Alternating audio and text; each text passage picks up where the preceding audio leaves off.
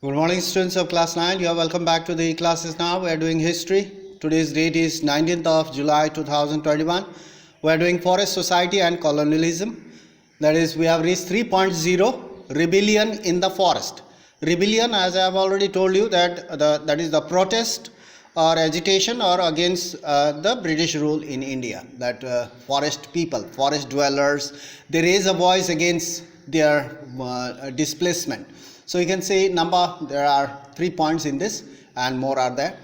Number one, in many parts of India and not in India only, in many parts of India and across the world, around the world where the countries were colonized by the Europeans, in those areas and including India, forest communities or forest dwellers, you can say, forest communities rebelled against the changes that were being imposed means implemented on them. So according to the forest laws, those people were displaced. They were forced to move out from the forest.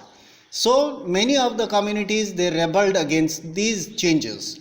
So number two, the leaders of these movements. So a movement, they organize movements, but without a leader there won't be any kind of movement. They had some leaders.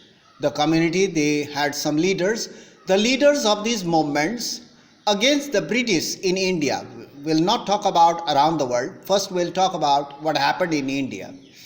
The leaders of these movements against the British policy in India, like some of the names it's mentioned over here in India, like Sidhu and Kanu in the Santal Parganas, Birsa Munda of Chota Nagpur. Birsa Munda, he organized protest from Chota Nagpur. Or next, Alluri Sitaram Raju of Andhra Pradesh are still remembered. These leaders of these movements, of these communities, they are still remembered today in songs, stories, poems, etc. because they were the one who united these communities and started their rebellion or protest against the British policies. Number three, we will discuss on such rebellion in detail, which took place in the place called Bastar in 1910. We'll not go through all the rebellions that took place around India. We'll take the example of one rebellion. That is sufficient to learn how they organize the protest and what happened to them after the protest. So we'll discuss on such rebellion in detail, which took place in Bastar in 1910. So we'll take one of the protest. 3.1. Now this is the second subtitle in this page. 3.1, the people of Bastar. First we'll talk about the people of Bastar and the communities, how they managed to live, what type of tribes or what kind of tribes the people live there, a type of tribes. There are many communities live there in Bastar. It's a very big area surrounded by forest and a plateau. Now number 1 and 2, Bastar is located. First we'll learn about the location. It is located in the southernmost part of Chhattisgarh and it borders Andhra Pradesh, Odisha and Maharashtra. It is in the central area bordering Andhra Pradesh, Odisha, Maharashtra and Chhattisgarh. The central part of Bastar is a plateau region. The central part of this area is plateau and it is surrounded by dense forest. Number 2, to the north, let's talk about its location again.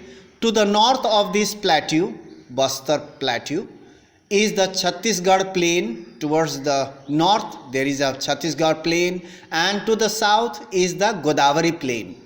Okay? Towards the north and towards the south, both sides of this plateau, north and south, it has got a vast plain covered with thick dense forest. Like a number of different communities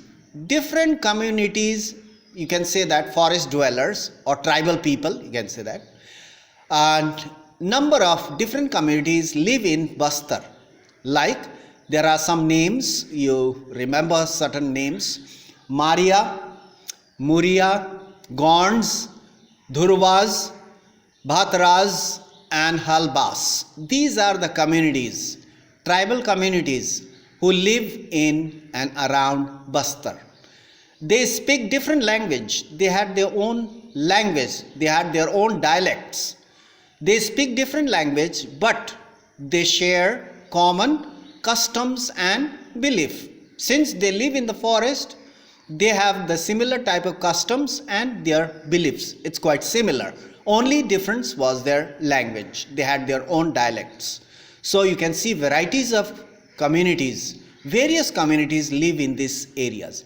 And we will learn more about them, how they rebelled against the British, to be continued in our next class. So that's all for today.